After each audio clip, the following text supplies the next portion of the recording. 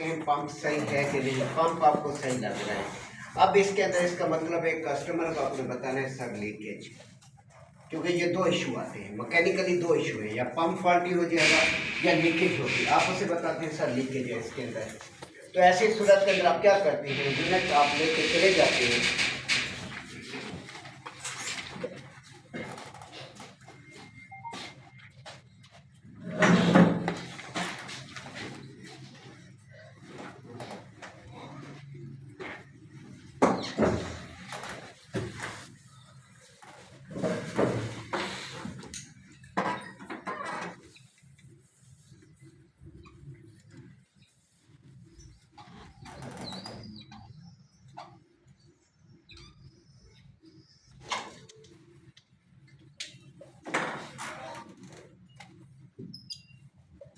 अब यूनिट लेके चले गए।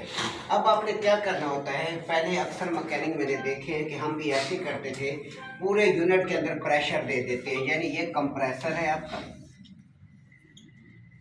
कंप्रेसर के साथ ये सेक्शन लाइन लगी हुई है, ये आपके पास डिस्चार्ज लाइन लगी हुई है।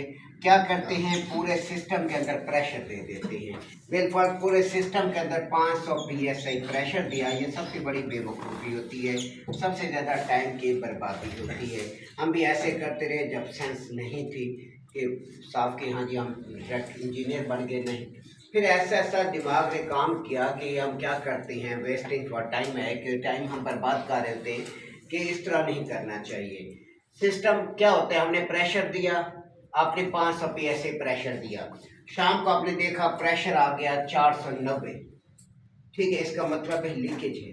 अब ये मालूम नहीं है कि सिस्टम के हाई साइड हिस्से में लीकेज है या लो साइड हिस्से में है, यानी कंडेंसर साइड पर लीकेज है या आपकी वेपरेटर साइड पर है, ये पता नहीं है।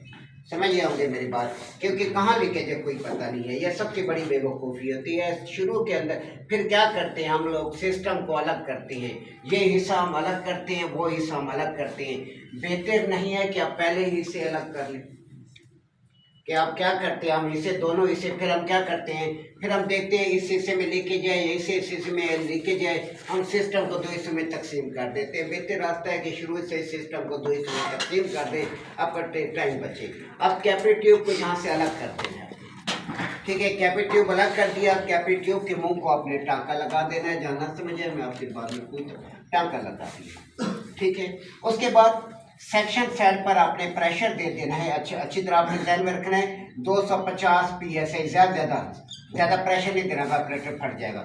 250 psi का प्रेशर देना वेपरेटर साइड पर। प्रेशर जब आपने देना है सेक्शन साइड से देना है। कल मैंने क्या समझाया था, वॉश आपने करना है तो आप कैपिलरी ट्यूब से वॉश करेंगे, याद होगा कल काफ़ी टाइम मैंने इस पर लगाया था।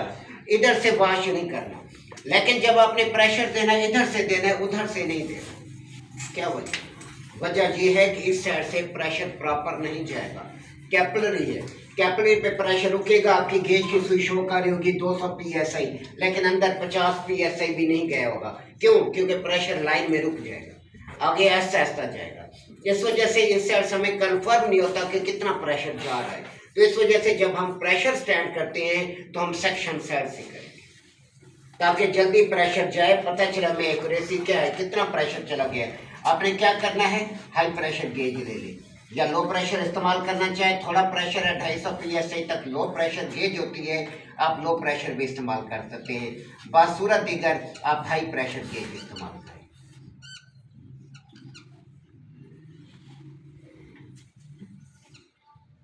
आप जो गेज इस्तेमाल कर रहे हैं, मैं सिंपल समझाने के लिए करता हूँ। आपने इसकी लाइन को, मैंने आपको कल भी समझाया था कि जो भी यूनिट इस्तेमाल कर रहे हैं उसका ताल्लुक गेज के उस पोर्ट के साथ होगा, नीचे वाले होल के साथ होगा।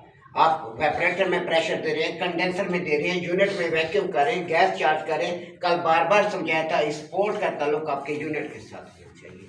और जो साइड पोर्ट है इसके साथ आपने क्या करना है, साइड पोर्ट के साथ आपने प्रेशर पंप लगाना है। इस साइड के साथ आपका प्रेशर पंप लगेगा डिस्चार्ज साइड से।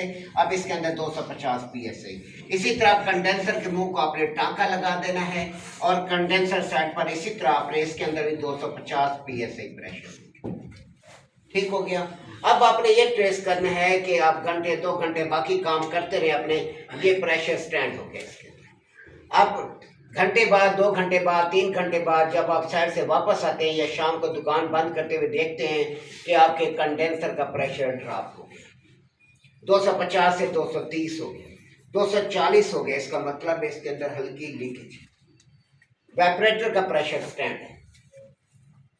समझ आई यहाँ तक? कंडेंसर का प्रेशर ड्रॉप हो रहा है जो फ्रिज की बैक साइड पर पीछे लगा होता है। अब कंडेंसर फ्रिज के पीछे सिर्फ नहीं होता, फ्रिज के पीछे भी नहीं होता मुकम्मल, ये यहाँ से फ्रिज के अंदर से होता हुआ ये फ्रिज की बॉडी के अंदर घुसता है, बॉडी से होकर फिर ये वापस आता है, फिर यहाँ पर ड्रायर लगाती है, ये बॉडी के अंदर घुसता है कंडेंसर। इसके अंदर आमतौर पर कुछ कंपनियां क्या करती हैं, लोहे का कंडेंसर दे देती हैं बॉडी के अंदर जो लीक हो जाता है। जो कंपनियां कॉपर का कंडेंसर देती हैं बॉडी के अंदर वो लीक नहीं होता। हम फिर ये देखते हैं आया जो कंडेंसर बॉडी में जा रहा है ये लोहे का है या कॉपर का है।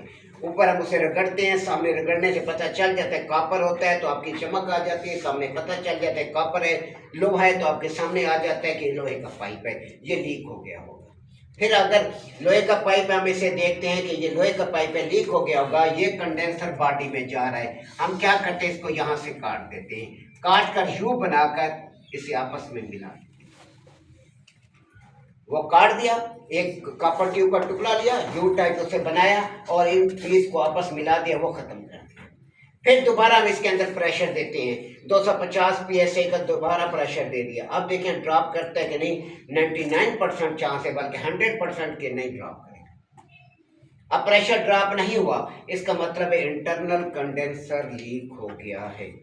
कल मैं आपको समझाया था इंटरनल कंडेंसर लीक हो जाए, साथ अब आपने क्या करना है, एक्सटेंशन देनी है, अपने साथ एक्स्ट्रा कंडेंसर लगाना है। आप बाजार जाएंगे 1.8 का कंडेंसर लेकर आएंगे, क्या करेंगे, 1.8 का कंडेंसर लेकर आएंगे। आपका ये कंडेंसर लगा हुआ है, ये लाइन जा रही है डायरेक्ट कंडेंसर के अंदर, ये कंडेंसर यहाँ खत्म हो गया, ठीक है। अब आपने इसके ऊपर 1.8 का कंडेंसर लगाना है, वो कंडेंसर भी ऐसी होगा जैसे ये लाइन है, वो कंडेंसर ऐसे होगा ये। अब आपने इसी एंड पर लाना है, ये जो पहले वाला कंडेंसर है इसका आखिरी सिरा और पहले दूसरे कंडेंसर का दूसरा सिरा आपने यहाँ पर एक टुकड़ा लगाकर कॉपर का इनको वेल्ड कर देना है। अब जो दूसरा कंडेंसर है जहाँ खत्म हो रहा है यहाँ पर आपने ड्रायर लगाना है। आई मेरी बात की समझ के पीछे जो पहले वाला जो कंडेंसर है, पहले वाला कंडेंसर फॉर एग्जांपल ये जा रहा है, ये डिस्चार्ज लाइन है, ये इस तरह हमेशा कंडेंसर ऐसे जाता है, ये ऊपर लगा हुआ है फ्रिज की बैक साइड पर, ये यहाँ खत्म हो गया। अब दूसरा कंडेंसर आपने इस तरह नहीं लगाना, आपने उल्टा लगाना है, ये लाइन इधर आ जाए, तो ये लाइन इधर आ रही है उसका दूसरे कंडेंसर की, ये इसके ऊपर आपने लगा देना है ऊपर, और ये कंडेंसर यहाँ खत्म करना है। ये जो लाइन पहले कंडेंसर के जहाँ खत्म हो रही है इसे दूसरे कंडेंसर के साथ मिला देना है, दूसरा कंडेंसर जहाँ खत्म हो रहा है यहाँ पर आपका ड्रायर आ रहा है। आपका मसला है जी, समझ आया कि नहीं आया?